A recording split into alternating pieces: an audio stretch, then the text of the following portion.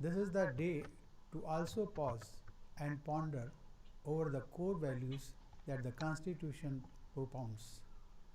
These values, justice, liberty, equality, and fraternity, outlined in the preamble of our Constitution, are sacred to all of us. Its abiding adherence is meant not only for those who are mandated to govern, but for the people at large. It is not without reason that the wise men and women who framed the Constitution chose to place these four terms at the very beginning of the Constitution to build the foundation on which the edifice of our democracy rests. In fact, these were the values that guided our freedom struggle.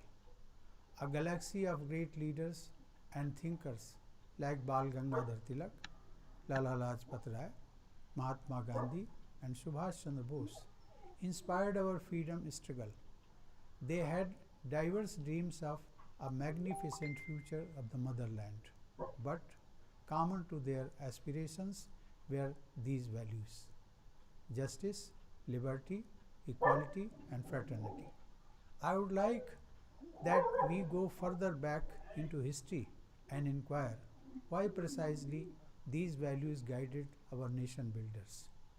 And the answer is obvious. This land and its inhabitants have cherished these ideals from the time immemorial. Justice, liberty, equality, and fraternity are perennial principles of our philosophy of life.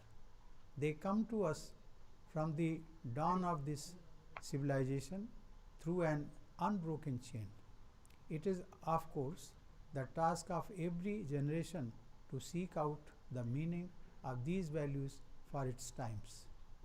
As the freedom fighters did in their day, so should we in our time. These key principles should light our path to development. Dear fellow citizens, every Indian salutes our farmers who have made our vast and populous country self-reliant in food grains and dairy products. Despite adversities of nature, numerous other challenges, and the COVID-19 pandemic, our farmers sustained the agricultural production. A grateful nation is fully committed to the welfare of our farmers. Just as our hard-working farmers ensure food security for the country, the brave soldiers of the armed forces ensure security of our national boundaries amid severest conditions. From the freezing cold at Siachen and Galwan Valley in Ladakh, with temperatures as low as minus 50 to 60 degrees Celsius, to the scorching heat in Jaisalmer with temperatures as high as 50 degrees Celsius on land, in the skies, and at the vast coastal areas, our warriors are vigilant every moment. Every citizen feels proud about the bravery, patriotism, and the spirit of sacrifice among our soldiers.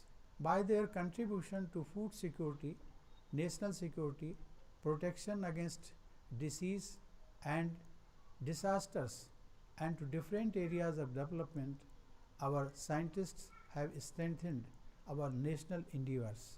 From space to the farms, from educational institutions to hospitals, the community of scientists has enriched our life and work. Our scientists have been working day and night for decoding the coronavirus, and they have succeeded in developing the vaccine in record time. With this accomplishment, our scientists have added a glorious chapter of contribution to the well-being of humanity.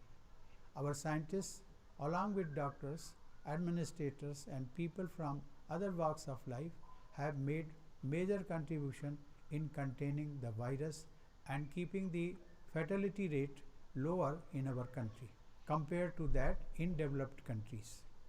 Thus, all our farmers, soldiers, and scientists deserve a special appreciation, and a grateful nation greets them on this auspicious occasion of the Republic Day. Dear fellow citizens, last year, as humanity almost came to a halt in the face of a calamity of gigantic proportions, I often found myself reflecting on the central message of the Constitution. Our effective response to the pandemic would not have been possible without our constitutional value of fraternity. Indians have been like a close-knit family, making exemplary sacrifices to protect each other in the face of the common enemy of coronavirus. I am thinking here of doctors, nurses, paramedics, healthcare administrators, and sanitation workers who put their own lives at risk to care for COVID-19 patients. Some of them even lost their lives. Along with them, about 1.5 lakh people became victims of this pandemic. I convey my condolences to the bereaved families.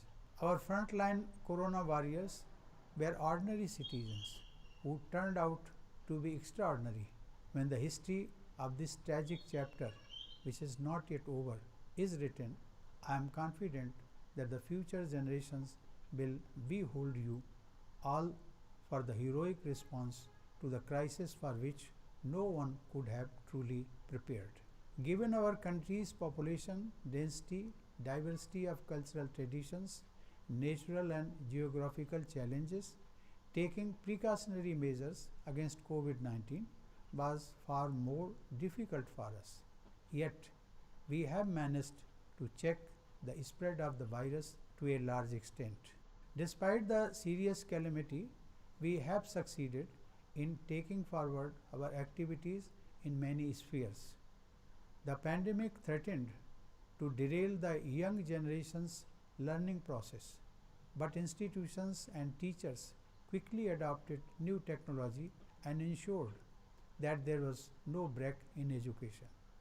By conducting not only free and fair but also safe elections in Bihar, which has high population density, and in union territories of Jammu and Kashmir and Ladakh, with difficulties of access and other challenges, our democracy and the Election Commission have accomplished remarkable feats. The judiciary found help in technology and continued to function and dispense justice. The list is long. In order to open up the economy without risking the lives of the people, the process of unlocking was carefully calibrated. This has proved effective and the economy has started showing indications of recovery faster than anticipated.